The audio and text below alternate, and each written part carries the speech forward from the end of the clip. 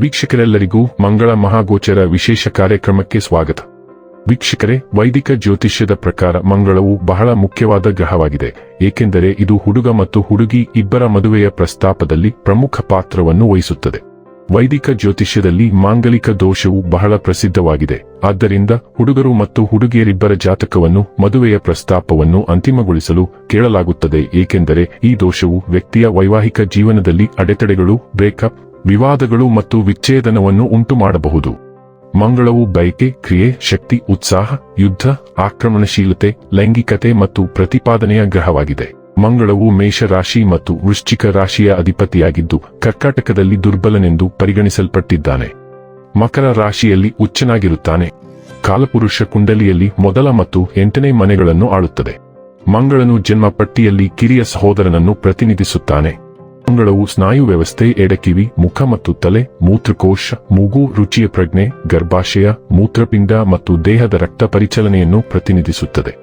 ಮಂಗಳ ಗ್ರಹದ ಬಲವಾದ ಪ್ರಭಾವದ ಅಡಿಯಲ್ಲಿ ಜನಿಸಿದ ಸ್ಥಳೀಯರು ಕೆಂಪು ಛಾಯೆಯೊಂದಿಗೆ ಬಿಳಿ ಮೈಬಣ್ಣವನ್ನು ಹೊಂದಿರುತ್ತಾರೆ. ಸ್ಥಳೀಯರು ಎತ್ತರ ಮತ್ತು ಸದೃಢರಾಗಿರುತ್ತಾರೆ ಮತ್ತು ಮುಖದ ಮೇಲೆ ಮೊಡವೆಗಳು, ದುಂಡಾದ ಕಣ್ಣುಗಳು ಮತ್ತು ಉಳಿದವು ಕಿರಿದಾಗಿರುತ್ತದೆ ಮತ್ತು ಮೂಳೆಗಳು ಕೆಂಪು ಮೂಳೆ ಮಜ್ಜೆಯಿಂದ ತುಂಬಿರುತ್ತವೆ.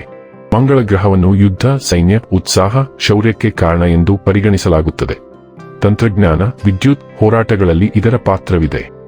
ಜಾತಕದಲ್ಲಿ ಮಂಗಳ ಶುಭ ಸ್ಥಾನದಲ್ಲಿದ್ದಾಗ ಅದು ಶುಭ ಫಲಿತಾಂಶಗಳನ್ನು ನೀಡುತ್ತದೆ. ಮತ್ತೊಂದೆಡೆ ಅದರ ಸ್ಥಾನವು ಅಶುಭವಾಗಿದ್ದರೆ ಫಲಿತಾಂಶಗಳು ಸಹ ಒಂದೇ ಆಗಿರುತ್ತವೆ. ವರ್ಷ 2026ರ ಫೆಬ್ರವರಿ ತಿಂಗಳಿನ 23ನೇ ತಾರೀಕಿನ ದಿನ ಬೆಳಿಗ್ಗೆ 11:33 ಸೈನ್ಯ, ಯುದ್ಧ, ಧೈರ್ಯ ಮತ್ತು ಉತ್ಸಾಹವನ್ನು ಪ್ರತಿನಿಧಿಸುವ ಗ್ರಹವಾದ ಮಂಗಳ ಕುಂಭ ರಾಶಿಯಲ್ಲಿ ಪ್ರವೇಶಿಸುವನು. ಮಂಗಳವು ಏಪ್ರಿಲ್ ತಿಂಗಳಿನ 2ನೇ ತಾರೀಕಿನವರೆಗೆ ಇಲ್ಲಿಯೇ ಇರುತ್ತದೆ. ಹಾಗಾದರೆ ಬನ್ನಿ, ಇಲ್ಲಿ ಮಂಗಳನ ಕುಂಭ ರಾಶಿಯಲ್ಲಿ ಈ ಗೋಚರ ಇಲ್ಲಿ ಪ್ರತ್ಯೇಕವಾಗಿ ವೃಶ್ಚಿಕ ರಾಶಿಯ ಜಾತಕದ ಪಾಲಿಗೆ ಹೇಗೆ ಸಾಬೀತಾಗಲಿದೆ, ಯಾವೆಲ್ಲ ಫಲಗಳು ಇಲ್ಲಿ ನಿಮಗೆ ಲಭಿಸಲಿವೆ ಮತ್ತು ಯಾವ ವಿಷಯವಾಗಿ ಇಲ್ಲಿ ನೀವು ವಿಶೇಷ ಎಚ್ಚರಿಕೆ ಹೊಂದಿರಬೇಕು ಅನ್ನೋದನ್ನ ನೋಡೋಣ. ಎಂದಿನಂತೆ ನಮ್ಮ ವಿನಂತಿ ಎಂದರೆ, ನೀವಿನ್ನೂ ನಮ್ಮ ಚಾನೆಲ್ ಅನ್ನು ಸಬ್ಸ್ಕ್ರೈಬ್ ಮಾಡಿಲ್ಲವೆಂದರೆ ದಯವಿಟ್ಟು ಈಗಲೇ ನಮ್ಮ ಚಾನೆಲ್ ಅನ್ನು ಸಬ್ಸ್ಕ್ರೈಬ್ ಮಾಡಿ. ಹಾಗೆ ನಿರಂತರ ವಿಡಿಯೋ ಅಪ್ಡೇಟ್ಸ್ಗಳಿಗಾಗಿ ತಪ್ಪದೇ ಪಕ್ಕದ ಬೆಲ್ ಐಕಾನ್ ಬಟನ್ ಕೂಡ ಕ್ಲಿಕ್ ಮಾಡಿ. ವಂಶ ಪಾರಂಪರ್ಯ ಜ್ಯೋತಿಷ್ಯರು ನಂಬರ್ 1 ವಶೀಕರಣ ಸ್ಪೆಷಲಿಸ್ಟ್. ವೃತ್ತಿ, ಉದ್ಯೋಗ, ಮದುವೆ, ಹಣಕಾಸಿನ ಸಮಸ್ಯೆ, ವ್ಯಾಪಾರ, ಆರೋಗ್ಯ ಸಮಸ್ಯೆಗಳಿಗೆ ಫೋನಿನ ಮೂಲಕ ಪರಿಹಾರ. ಇಂದೇ ಕರೆ ಮಾಡಿ. ವೀಕ್ಷಕರೇ, ವೃಶ್ಚಿಕ ರಾಶಿ ಸೇರಿದ ಜನರಿಗೆ ಮಂಗಳ ಗ್ರಹವು ನಿಮ್ಮ ಜಾತಕದ ಮೊದಲನೇ ಮತ್ತು 6ನೇ ಮನೆ ಅಧಿಪತಿಯಾಗಿದ್ದು 4ನೇ ಮನೆಯನ್ನು ಪ್ರವೇಶಿಸಲಿದೆ. ಹಾಗಾಗಿ ವೃತ್ತಿ ಜೀವನಕ್ಕೆ ಸಂಬಂಧಿಸಿದಂತೆ ಈ ಅವಧಿಯು ನಿಮಗೆ ಅನುಕೂಲಕರವಾಗಿರುವುದಿಲ್ಲ. ವ್ಯಾಪಾರ ವ್ಯವಹಾರಕ್ಕೆ ಸಂಬಂಧಿಸಿದಂತೆ ಈ ಅವಧಿಯಲ್ಲಿ ನೀವೊಂದು ಕೊಂಡಂತಹ ಲಾಭವನ್ನು ಪಡೆಯಲು ಸಾಧ್ಯವಾಗದಿರಬಹುದು. ಆರ್ಥಿಕ ವಿಚಾರಗಳಿಗೆ ಸಂಬಂಧಿಸಿದಂತೆ ಈ ಸಮಯವು ನಿಮಗೆ ಹೆಚ್ಚು ಶುಭವಾಗಿರುವುದಿಲ್ಲ. ಖರ್ಚು ಹೆಚ್ಚಾಗುವ ಸಂಭವವಿದೆ. ಪ್ರೀತಿಯ ಜೀವನಕ್ಕೆ ಸಂಬಂಧಿಸಿದಂತೆ ಈ ಅವಧಿಯಲ್ಲಿ ನಿಮ್ಮ ಸಂಗಾತಿಯೊಂದಿಗಿನ ಸಂಬಂಧದಲ್ಲಿ ಕೆಲವು ಸಮಸ್ಯೆಗಳು ಅಥವಾ ಮನಸ್ತಾಪಗಳು ಎದುರಾಗಬಹುದು. ಹಾಗಾಗಿ ಹೆಚ್ಚಿನ ಕಾಳಜಿ ವಹಿಸಿ. ಆರೋಗ್ಯಕ್ಕೆ ಸಂಬಂಧಿಸಿದಂತೆ ಸಾಮಾನ್ಯವಾಗಿರಲಿದೆ. ವೃತ್ತಿಯ ದೃಷ್ಟಿಯಿಂದ ಇದು ನಿಮ್ಮ ವೃತ್ತಿ ಬೆಳವಣಿಗೆಗೆ ಉತ್ತಮ ಹಂತವಲ್ಲ. ನಿಮ್ಮ ಮೇಲಧಿಕಾರಿಗಳೊಂದಿಗೆ ನೀವು ಸಮಸ್ಯೆಗಳನ್ನು ಎದುರಿಸುತ್ತಿರಬಹುದು. ನೀವು ವ್ಯವಹಾರ ನಡೆಸುತ್ತಿದ್ದರೆ ಹೆಚ್ಚಿನ ಮಟ್ಟದ ಲಾಭವನ್ನು ಗಳಿಸುವ ನಿಮ್ಮ ನಿರೀಕ್ಷೆಗಳು ಸಾಧ್ಯವಾಗದ ಕಾರಣ ನೀವು ಮಧ್ಯಮ ಲಾಭವನ್ನು ನೋಡಬಹುದು.